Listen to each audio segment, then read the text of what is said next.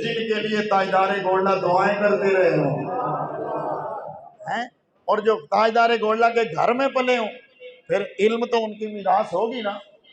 हजरत नसीर मिल्लत रहमतुल्लाह ताला अलैह नस्बी तौर पर ताजदार गोल्डा के पड़ पोते, मुरीदों की कमी कोई नहीं, रूहानियत में कमी कोई नहीं, लेकिन इसके बावजूद हुजूर चिरागे गोल्डा ने बाकायदा तौर पर इल्म हासिल किया। जरा इस गल से खुश है सुभान अल्लाह बोले। और मैं ये आपको एक और बात बता दूं, गोल्डे शरीफ का कोई भी साहबजादा होगा ना, वो आपको जाहिल नजर नहीं आएगा। फील्ड में अगरचे आए ना आए, लेकिन जाहिल कोई नहीं होगा, सब आलिम। इस वक्त जो गोल्डा शरीफ में साहबजादगान है तकरीबन सारे आलिम। और अभी तो सैयद जवादुल हक शाह साहब बोले अपना रंग नजर आता है, मेहर फरीदुल हक साहब बोले अपना रंग नजर आता है, शमसुद्दीन साहब बोले अपना रंग नजर आता है, निजामुद्दीन बोले अपना रंग नजर आता है, नजमुद्दीन बोले अपना रंग नजर आता है। ये हुजूर ताजदार गोल्डा रज़ी अल्लाह ताला अन्हु आपका फैज है कि आपके खानदान में इल्म बाकायदा तौर पर बाज़ाब्ता तौर पे हासिल किया जाता है। और यहाँ मैं ये बात भी ज़रूरी समझता हूँ, हुजूर छोटे लाला जी सरकार मेरे मुर्शिद करीम हज़रत शाह अब्दुल हक जिलानी नव्वर अल्लाह मरकज़हु नूरानी, आपका इंटरव्यू आप लोगों ने सुना होगा। आपने कहा कि हम जब पढ़ते थे बहावलपुर तो हुजूर के बाबूजी रहमतुल्लाह ताला अलैह हमें ट्रेन में भेजा करते थे, और फर्स्ट क्लास सीट नहीं लेके दिया करते थे, नॉर्मल जहां लोग सफर करते थे, आम लोग लो तबके के। हुजूर लाला जी सरकार फरमाते हैं कि किबला बाबूजी रहमतुल्लाह ताला अलैह को किसी मुरीद ने कहा कि ये साहबजादगान हैं तो इनके लिए जरा अच्छी सवारी का बंदोबस्त हो जाए, चलो अगर और नहीं तो कम अज कम जो बिजनेस क्लास सीट है उसमें इन्हें ले दें, वीआईपी ले दें इन्हें, ताकि साहबजादे। तो हजरत बाबूजी सरकार ने फरमाया कि नहीं, जहां आम लोग सफर करेंगे वहीं पर ये सफर करेंगे ताकि इन्हें इल्म की कदर हो, इल्म की कदर हो। और याद रखो हम सुन्नी हनफी बरेलवी हैं और गोल्डवी हैं। हम ये ऐलान कर रहे हैं कि जाहिल बंदा पीर नहीं हो सकता। कहो बेशक जाहिल बंदा पीर, उच्चा बोलो, जाहिल बंदे दे हाथ ते तुसी बैत नहीं कर सकते, जाहिल बंदे नू अपना मुर्शिद ते पेशवा नहीं मन सकते। साडे लोग ये नहीं तकते भाई बंदे दी वजह कता की है, इल्म कितना है ना, निस्बत का ये नहीं देखते, वो जाहिरी ठूठा देखते हैं। और बहुत कोई देखे तो वो ये देखते हैं कि मैं बीमार सा मड़े अब्बा और इतों ठीक हो गए, मैं इन्होंने मुरीद हो गया।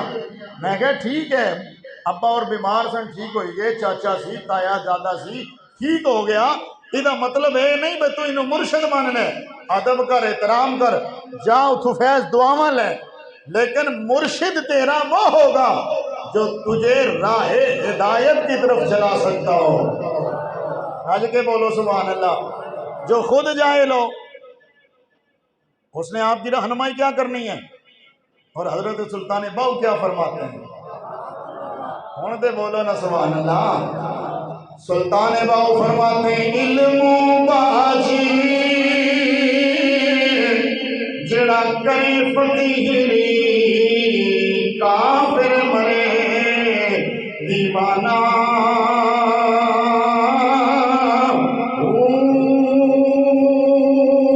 गफलत कोलो न गुलशन पर दे अते दिल जाहिल बुत खाना।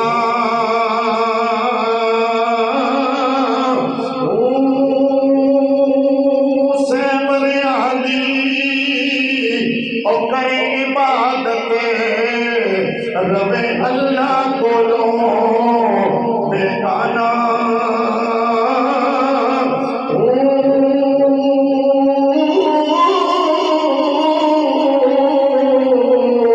सेवरे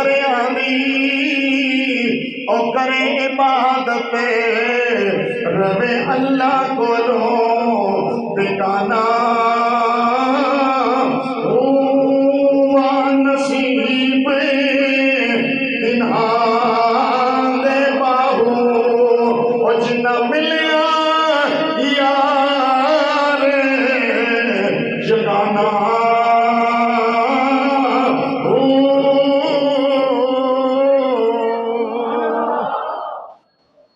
हुजूर नसीर मिल्लत रहमहुल्लाह ने बाकायदा तौर पर इल्म हासिल किया और मैंने आपकी ज़ुबान से सुना, आप कहते हैं कि मैंने 15 साल तक हज़रत मौलाना फ़तेह मोहम्मद साहब रहमतुल्लाह ताला अलैह गोठवी आपसे मैंने बाकायदा उनके सामने ज़ानुए तलम्मुस कह दिए। कितने साल? ऊंचा बोलो, कितने? 15 साल। और आपने तजवीद मौलाना महबूब रसूल लखनवी रहमतुल्लाह ताला अलैह उनसे इल्म तजवीद हासिल किया। और यही वजह है कि नसीरुद्दीन जिस मजलिस में बैठा होता था वहाँ कारी बैठते तो वो भी हैरान होते, वहाँ उलमा बैठते वो भी हैरान रह जाते। और कव्वालों का मजमा होता, जब नसीरुद्दीन वहाँ बोलता तो कव्वाल हैरान रह जाते। और ये सुरों का भी बादशाह है, ये इल्म का भी बादशाह है, ये कुरान दानी का भी बादशाह है, कुरान फहमी का भी बादशाह है। और रब ने इसे इल्म फिक़्ह में भी दस्तरस अता फरमाई हुई है। और खिताबत आप खुद फरमाते हैं, बड़े नाम हैं। आजकल तो खैर किसी को बड़ा माना ही नहीं जाता ना, हर बंदा बड़ा बन रहा है। और घर की तबाही उसी वक्त होती है जब घर में हर बंदा बड़ा बनने की कोशिश करे, कोई बड़ा ना हो, किसी को बड़ा माना ही ना जाए। और ये हमारी बदनसीबी है कि हमारे मुआशरे में लोगों के जहन ऐसे बन गए, क्योंकि हर बंदे के अंदर खुद नुमाई है ना। मैं कुछ भी ना हूं तो मैं यही कहूंगा यार कि बड़े से बड़े मौलवी साहब के साथ मैं टक्कर ले लूं ताकि मेरे भी लोग चार जानने वाले हो जाए। मैं ये भी बोल सकता है। और खुदा के बंदो, गूंगा कोई नहीं होता है, लेकिन जो बोले उसके बोल को देखा करो कि किस हैसियत से बोल रहा है। अच्छी बोलो सुभान अल्लाह। हमारे मुआशरे में बड़े को किसी को मानने का बिल्कुल तसव्वुर ही कोई नहीं है। और मैं अगर आपकी तबीयत मुबारक पे गिरा ना गुजरे तो मैं वाज़े कह दूं, हम आले सुन्नत में ये बहुत बदनसीबी है कि जिस मौलवी साहब को सूरह फातिहा सीधी नहीं आती, और मेरे पास ऐसे गवाहियाँ मौजूद हैं, वो आज जनाब फैसले करने बैठे हुए हैं। मुझे बड़ा दुख हुआ, कल मैंने एक मौलवी साहब का वॉइस सुना हमारे ग्रुप में, तो वो कहते हैं जी फलाना फलाना फलाना फलाना, यानी किसी बंदे को अल्लामा सईद अहमद असद साहब रहमतुल्लाह ताला अलैह, हज़रत अशरफ सियालवी साहब रहमतुल्लाह ताला अलैह, इन जैसी हस्तियाँ कोई भी ऐसा उसने नहीं छोड़ा कहा ये भी गुमराह हो गया था, ये भी गुमराह हो गया था, ये भी गुमराह हो गया था, ये भी गुमराह हो गया था। मैंने कहा यार ये तुम्हें हो क्या गया है? वो अगर वो भी गुमराह है, ये भी गुमराह है, ये भी गुमराह है, बताओ फिर तुम्हारा बड़ा कौन है? और हर बंदा अपने उस्ताद से बाहर नहीं निकल रहा, अपना उस्ताद जो मर्जी करे उसकी तारीफें। और दूसरा जरा सा वो किसी ने कहा था ना, हम आह भी करें तो हो जाए, ये मोहब्बत प्यार भी होता है ना।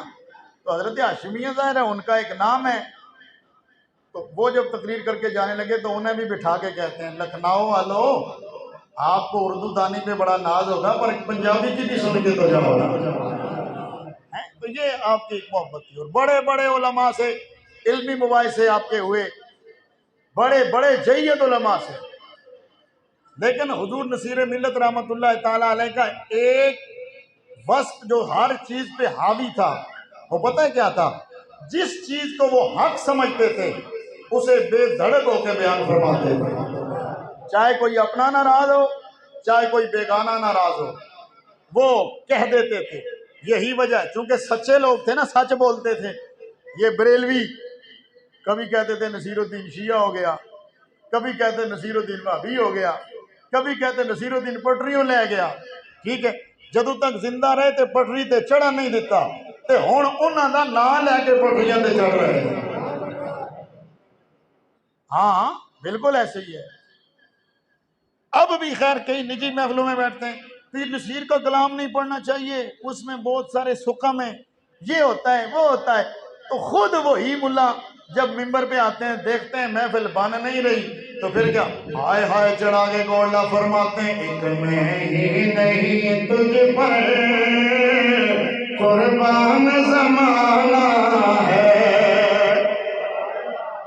मैंने कहा काश इसी कलाम को तू अंदर से पढ़ता, दिल से पढ़ता, फिर देखता लुत्फ कितना है। और इसी कलाम में नसीर मिल्लत क्या कहते हैं, आओ दर ज़हरा पर फैलाए हुए दामन। तुसी बोलो सुभान अल्लाह जरा।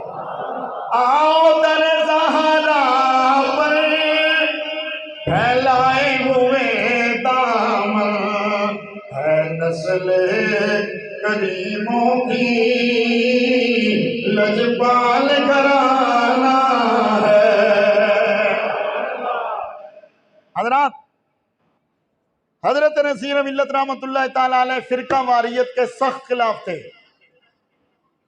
वो कहते थे इस उम्मत को तोड़ो नहीं, इस उम्मत को जोड़ो। सुभान अल्लाह बोल सो, जोड़ो। और सही सूफिया की जो फिक्र थी उसको हुजूर नसीर मिल्लत उजागर करते थे। और जितनी तौहीद हमारे मसलक में हजरत नसीर मिल्लत ने बयान फरमाई है, मेरे ख्याल में कोई और बयान कर ही नहीं सकता। इसी पर आप पर फतवे भी लगे, लोग आपके मुखालिफ भी हुए, लेकिन मैंने खुद देखा है बड़े बड़ों को खुद मुखालफत करते करते जब सामने होते या कोई बात होती, कहते नहीं नसीरुद्दीन साहब कहते तो ठीक है। और आज इस वक्त हर सोच रखने वाला शख्स सुन्नियों में, दूसरे तो हैं यार, ये ऊपर कौन है,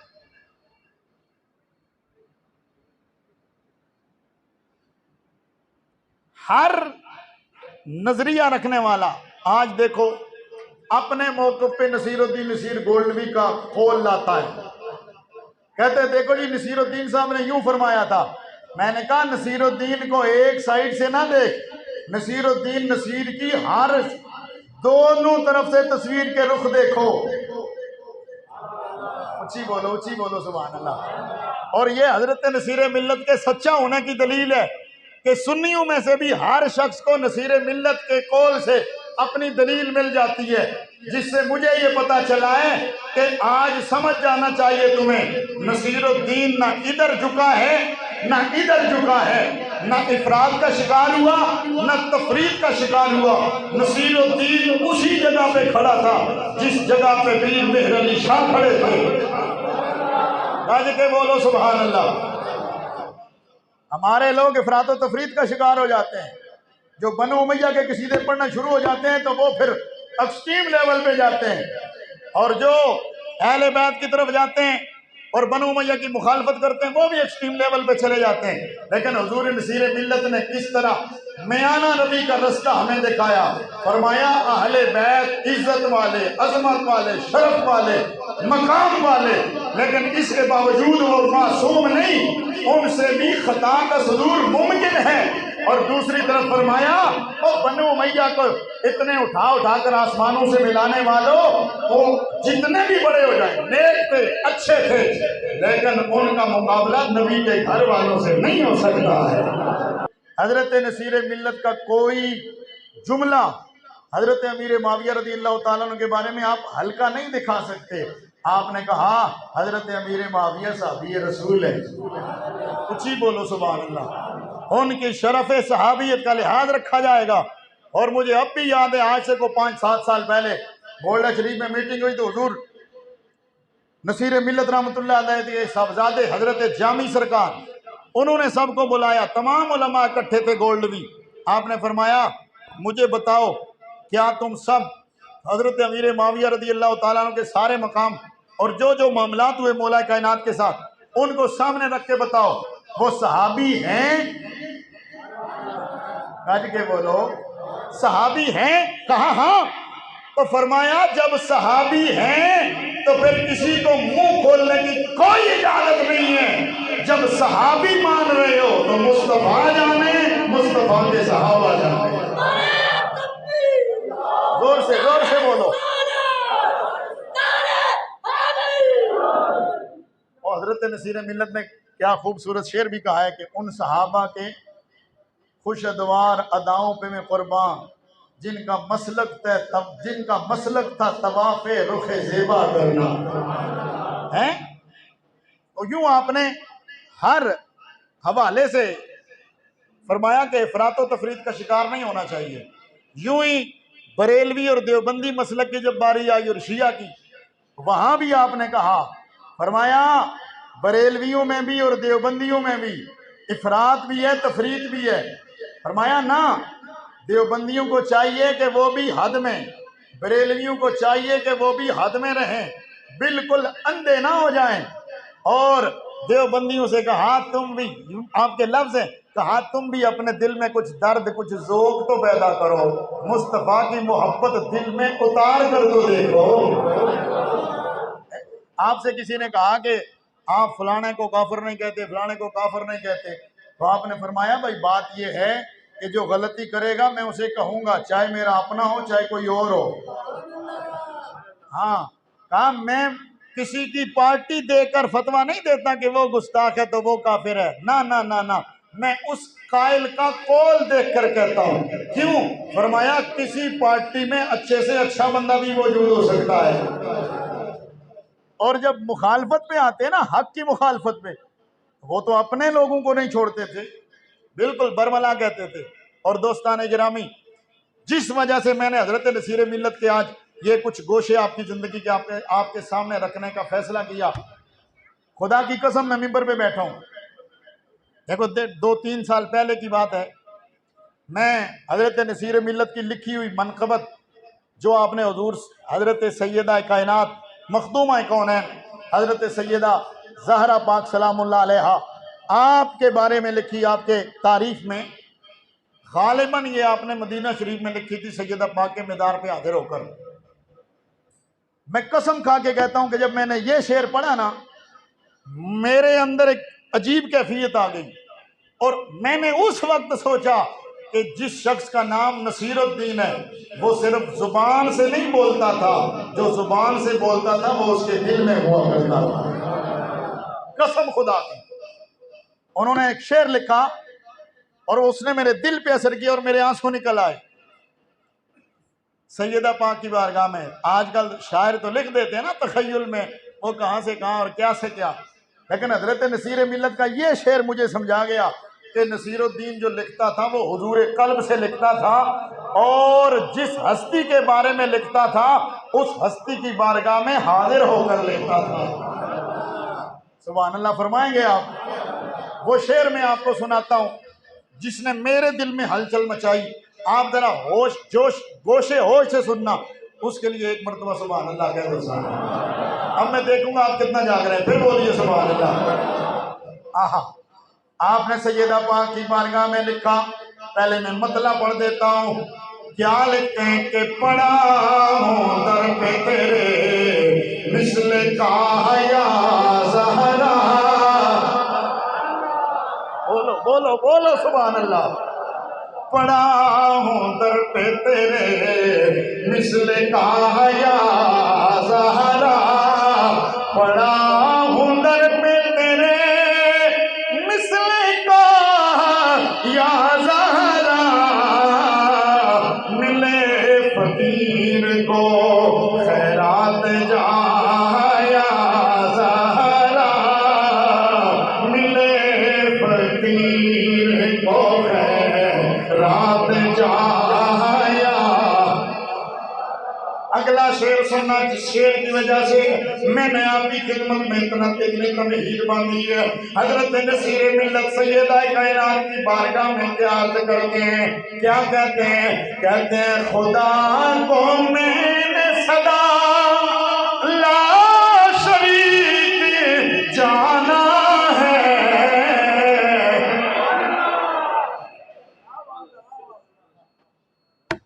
खुद फरमाया करते थे, ओ लोगो मैं पीरां दे घर जमया ते पीरां ते पीरां दे विच जमया पर मैं फिर भी अल्लाह दा बुआ नहीं छोड़िया। गज के बोलो। मैं पीरों वाले माहौल में बड़ा पला। मैं साहिबजादा था। क्यों तो जो साहिबजादा बन जाता है फिर वो तो जनाब उसमें तकब्बुर तो आता है, नखवत तो आती है और वो लोगों को यूं पेश आता है लोगों के साथ। और फिर अगली बात ये, चूँकि खुश अकीदा लोग होते हैं और ये खुश अकीदी में अकीदगी में आकर के तौहीद की तरफ कम तवज्जो देते हैं। लेकिन नसीरुद्दीन नसीर फरमाते हैं ऐसे माहौल में भी मैं हमेशा रब की बारगाह में झुका और हमेशा मैं तौहीद का मुदर्रिस रहा और हमेशा मैंने लोगों को अपने से कम जोड़ा है, रब रसूल के दरवाजे से ज्यादा जोड़ा है। और खुद फरमाते थे और यार मैं पीरा चंगा भला पीरा वड्डी दरगाह दा गद्दी नशीना पर फिर भी मैं तुहानू आना ओए अल्लाह दे सामने मेरी कोई हैसियत नहीं। महबूद बरहक ओही है, हाजत रवा भी होई है ते मुश्किल कुशा भी होई है।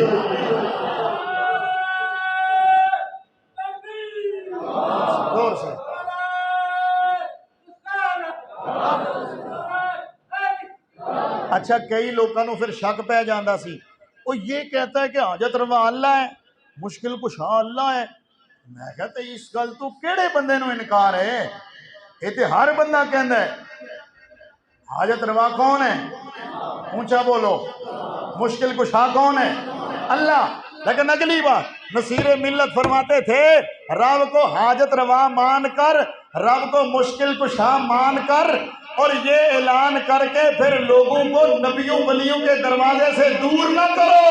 उन्हें ये बताओ इबादत के लायक वही है, हाजत रवा वही है, मुश्किल कुशा वही है, लेकिन जिन्हें उसने अपना कुर्ब बख्शा है उनसे भी दूर न हुआ करो। हाँ, नबी को नबी समझो, वली को वली समझो और महबूद बरहक को महबूद समझो। और आप खुद हजरत नसीर मिल्लत कब्रों पे हाजिरी देते थे, मीदारों पे हाजिरी देते थे, तवज्जो। लेकिन आप फरमाते थे कि अवाम को, आम बंदे को कब्र का बोसा देना ना चाहिए। खवास के लिए आप इजाजत देते। खुद आप फरमाते थे मैं अकेले में जब हूं तो मैं हुजूर ताजदारे गोल्डा या किसी भी अल्लाह के वली के मज़ार पे जाऊं मैं उसका बोसा ले लेता हूं।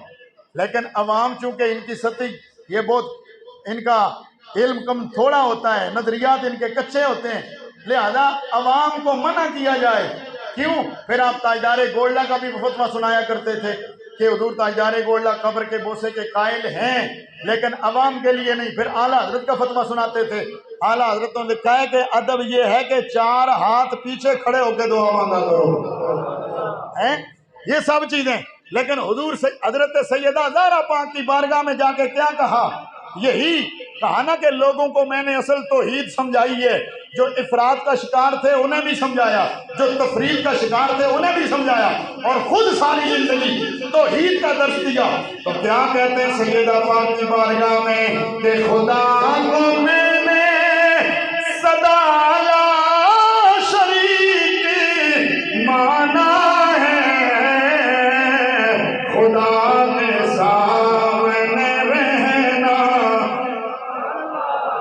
खुदा के सामने रहना गवाह या ज़हरा, खुदा के सामने रहना गवाह या ज़हरा, खुदा के सामने रहना गवाह या ज़हरा। और क्या कहते हैं हज़रत हसन करीमैन के बारे में? क्या कहते हैं? कहते हैं कि जिनके रोल से, वो जिनके नूर से उम्मत के रोज शब रोशन, हसन हुसैन तेरे मेरो माया ज़हरा, हसन हुसैन तेरे मेरो माया ज़हरा। सैयदा पाक की बारगाह में इस्तिगासा यूं पेश करते हैं। जी अकीदा देख लो नसीरे मिल्लत का क्या कहते हैं। न फिर आज मुझे, न फिर आज मुझे अपने दर से तू खाली, तेरे बाबा है शाहों के शाया ज़हरा, के तेरे बाबा है शाहों के शाया, ये शाहों के शाया, बोलो बोलो शाहों के शाया ज़हरा, शाहों के शाया या ज़हरा। बस मैं ये बात करके खत्म कर रहा हूँ, तवज्जो। हजरत नसीरे मिल्लत सारी जिंदगी मुस्तफा की शरीयत पे पहरा देते रहे। जब आपके विसाल का वक्त आया, इधर जब आपके विसाल का वक्त आया, विसाल से 2 दिन पहले आपने गोल्ड शरीफ के अंदर अपने सारे खानवादे को, सारे रिश्तेदारों को अपने घर में बुलाया, सबकी दावत की, खाना लग गया। दुआ करने के बाद सबसे कहा, मेरे बेटियों कितने बंदे हो तुसी मेरे खानदान वाले, कईयां नाल में तल्ख कलामी की होगी, कईयां नाल मेरे को शायद ज्यादती हुई होगी, कईयां नाल मेरा को मामला होवे। अज नसीरुद्दीन तुसा सारियां नू आंदा है, मैनू अल्लाह वास्ते माफ कर दियो, मैनू अल्लाह वास्ते माफ कर दियो। ये सारी दावत होने तो बाद जुम्मे वाला दिन 13 फरवरी 2009 जुम्मे का दिन है। हुजूर नसीरे मिल्लत ने अपने भतीजे को बुलाया, कई और दोस्तों से भी ये बात शेयर की। कहने लगे अबुल फज़ल खुत्तली रहमतुल्लाह तआला अलैह, उन्होंने दुनिया में उनके साथ एक मामला पेश आया। आखिर एक दिन वो सर सजदे में रख के कहते हैं, रब्बा मैंने सारी जिंदगी तेरे हुक्मों पे अमल किया है, मैंने सारी जिंदगी तेरी फरमाबरदारी की है। ऐ रब्बा अब दुनिया से मेरा दिल उठ गया है, मैं अब दुनिया में रहना नहीं चाहता, मुझे दुनिया से उठा ले, दिल दुनिया से तंग हो गया है। उधर सजदा किया, सजदे की हालत में हजरत अबुल फजल की रूह परवाज कर गए। हजरत नसीरे मिल्लत ने अपने मिसाल वाले दिन 13 फरवरी 2009 जुम्मा के दिन को सुबह तकरीबन 6, 7, 8 बजे अपने कुछ करीबी दोस्तों से कहा और खानदान वालों के कुछ अफराद से भी कहा, जिस तरह अबुल फजल खुत्तली ने दुआ मांगी थी, मामी अजो दुआ कर छोड़िए, उन्हें पता नहीं रब कबूल कदों कर दे, दुनिया को दिल चुकिया गया है। दुनिया ने देखा फिर जुम्मे वाले दिन 12 बजे सैयद गुस्ल करके जुम्मे के लिए तैयार हुआ। हाय हाय हाय, हाल किस हालत में मौत आ रही है, तवज्जो है। गुस्ल किया, नए कपड़े पहने, शादी जुम्मे के लिए तैयार होकर के मस्जिद को रवाना होने लगे। हार्ट अटैक हुआ, आपको हॉस्पिटल ले जाया गया, वहां आपका इंतकाल होता है। नसीरे मिल्लत ने गोया पहले ही हमें बता दिया था, पहले ही बता दिया था, क्या ये नहा धो के क्यों चलते हैं, नजर बालम पाकी, नजर बालम पाकी पड़े उन पर, नजर बालम पाकी पड़े उन पर, मुसाफिरान लहदे इसलिए नहा के चले, मुसाफिरान लहद इसलिए नहा के चले। और फिर दूसरी जगह हजरत नसीर मिल्लत में बस ये शेर समाज फरमाई और मेरी गुफ्तगू खत्म है, तवज्जो इधर रखिए, हो सके तो सुभान अल्लाह सारे बोले। वो क्या कहते हैं, ये क्या कम सन्नते हैं मेरी मग़फ़िरत की, लहद में वो सूरत दिखाई गई है, मेरी सोई किस्मत जगाई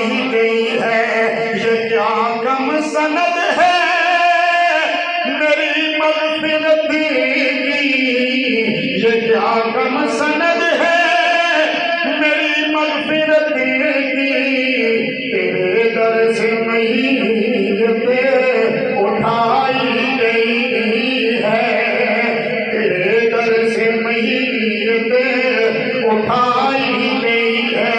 नसीर उठ के अब तुम भी नसीर अब लहद